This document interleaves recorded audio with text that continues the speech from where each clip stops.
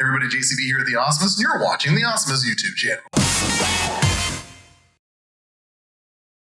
Welcome to the second episode of Why Not, the show I created a couple years ago to talk about upcoming movies and why they probably shouldn't be made. Last time we talked about Ghostbusters 2016, and while there is a new trailer out for the new movie, this time we're actually going to be asking why not Sonic the Hedgehog. A while back, a teaser poster was released for the new Sonic the Hedgehog movie that featured a silhouette of a strangely leggy Sonic, and immediately fans of the Sonic the Hedgehog franchise hated it and started speaking out about how horrible this is going to be and why they should not make this movie. Then came some concept art that was released because apparently the studio was like, I think we shot ourselves in the foot with just showing a silhouette. I mean, people need to see how awesome our model looks. Then they'll get it. Wrong. This made people even more concerned about this movie, and before long, fans were creating their own fan art by modifying the artwork the studio had released to show how easy it would have been to change what they made and make it look more like the franchise we all know and love. But then Paramount was like, no, they still don't get it, so let's just release a trailer and show them how cool our Sonic looks while in action. Then they'll understand what we're going for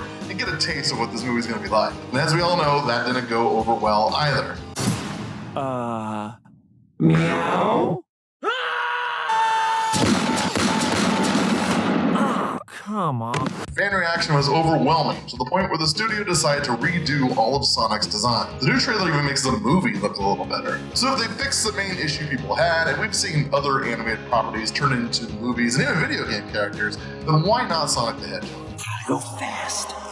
Well, to me it seems that there are two ways to adapt a full-length movie from a cartoon or video game. Now, obviously adaptations in general are difficult, but I feel like adapting books is slightly easier than adapting a cartoon or video game franchise for one specific reason. Most books aren't visual. Other than the book covers, nobody has seen what the worlds and characters of these books really looks like. While everybody who has read the book has their own interpretation of what the movie should look like, no one is terribly disappointed when it looks different than what they had imagined. It's kind of like when you finally meet someone you had only spoken to over the phone, and this whole time you've had like a mental picture in your head of what you think they probably look like. But then when you meet them in person, they look totally different, and it's not really that big a deal. Cartoons and video games come from visual mediums, and as such, everybody knows what these characters are supposed to look like. Everybody knows what the world they inhabit is supposed to look like, and adapting that style into a full-length feature film can be difficult and expensive. As I said, there are basically two ways you can tackle this problem. The good way is to take the characters and world from which the video game or cartoon character franchise comes from and completely recreate them into an animated film that stays true to the source material. This is of course time-consuming and expensive. You have to recreate assets and create a whole bunch of animation in order to recreate the look and feel of the source material in a 90-minute full-length film. But movies that have done this have been pretty successful and widely praised by both fans and critics alike. Movies like The Simpsons, which I just showed footage from.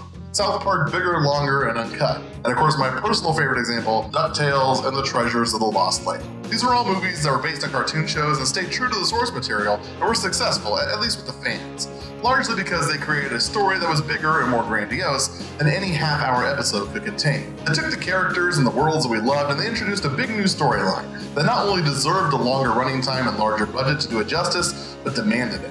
And just about every time we see a studio approach a cartoon adaptation like this, they've been decent movies. We haven't yet seen an animated video game movie done this way. Hollywood is still trying to figure out how to adapt big video games into big screen movies. But I think they may have finally figured it out if the production of the Mario movie is any indicator. The film's not expected for another couple of years, but it's said to be a fully 3D animated film featuring all the characters we know and love in a fully animated world. Sure, Illumination Entertainment is doing the animation, which makes me a little nervous.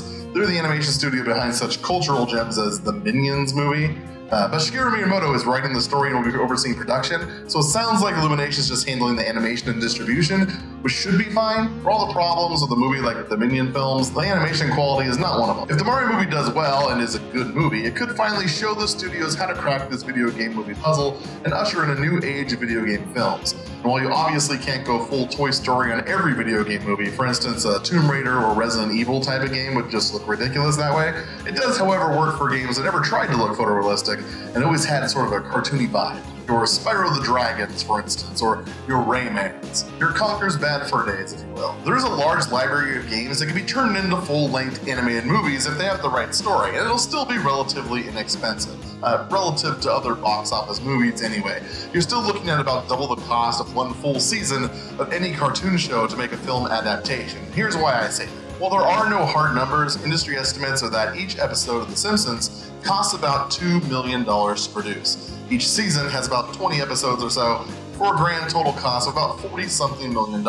Meanwhile, The Simpsons movie cost $75 million to make, almost 2 full seasons worth of money, and raked in over $500 million in ticket sales. Mostly because that movie's actually pretty good. There is, of course, the second way of taking a cartoon or video game and turning it into a full-length movie, and that's to make it really terrible. The first mistake is to make the movie live action. Basically, you get B or C listed actors to play 2 human leads who had no part in the original source material. Typically, you'll have a guy and a girl.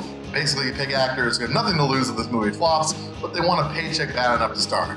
So here's basically how these things work out in the end. Let's see if this sounds familiar. The guy is down on his luck, lost his job, maybe kind of a jerk at the beginning of the film, and the girl is either the guy's significant other or the guy's dream girl. Typically, the girl will just so happen to work for the big bad guy that'll come into play later, and at this early stage of the movie, girl will typically leave guy behind for job reasons, and our hero suspects bad guy is sexually interested in the girl. Hard cut to animated part of the movie that looks mostly true to the source material, where our animated characters are going about a typical animated adventure. Suddenly, a wacky accident or some nonsensical magic causes these characters to fall through a portal or enter a tree stump or straight up jump out of a TV set and enter modern day, real world America. At our guy's lowest moment, he will stumble upon an animated character and befriend the creature. The rest is basically a fish out of water story consisting of 2 different types of movies smashed into one runtime. On one hand, you'll have a wacky sequence of our animated hero getting themselves into all kinds of trouble because they don't understand the real world or the rules that go along with it. This will be immediately followed by 100% live action sequences that feel like a completely different movie. Plus, the acting and eye lines are usually so bad that it's distracting because nobody involved in the film bothered to give enough of a shit to stage the scenes in such a way that would feel like the animated character is actually there on set. The human drama of these movies is a skeleton framework for the story, but since nobody cares about these people or their relationship problems, it's really just serving as filler because you can't have 90 minutes of an animated cartoon character spouting wacky catchphrases, and yet you've purposely taken away everything that makes this character work by putting them in the real world. Since kids came to see an animated character, there are typically lots of nonsensical action sequences happening on screen. But it always feels super cheap and unimportant, because again, these characters have been taken from their world, where their actions have an impact and consequences. Instead, they've been dropped into New York City. They just get ignored by all the extras, wondering what the hell kind of movie they signed on for. Now, because you need drama and conflict in a movie, there will be a scene where the human character gets annoyed at the animated characters, and the animated characters go off on their own. Oddly enough, this often involves setting a house on fire for some reason. This, of course, will lead the animated character right into the hands of our bad guy, who wants the animated character for insert stupid nonsense reason here. Girl soon realizes bad guy is bad guy and sabotages his plans right as guy character comes to the rescue, and together they save annoying cartoon character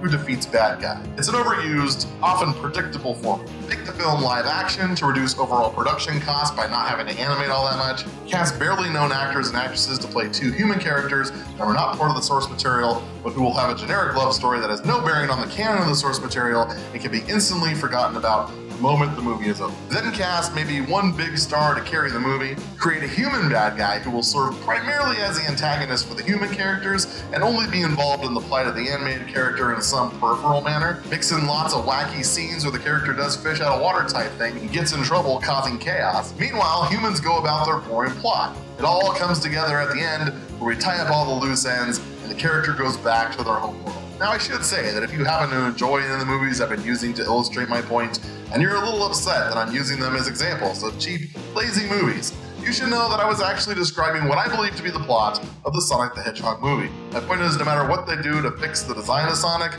the movie is still probably going to be very, very terrible. It's essentially Hop all over again, but with Gangsta's Paradise. Now, every now and then, you'll get a good example of a movie that mixes live action with animation. Your movies like Mary Poppins, or Who Framed Roger Rabbit, and even Space Jam.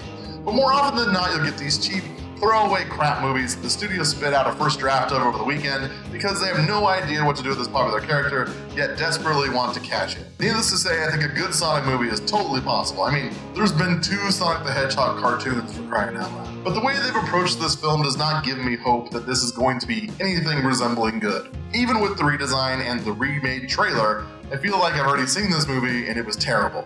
I mean, who is it even for? Those of us old enough to have enjoyed the Sonic games don't want to watch a goofy kids movie.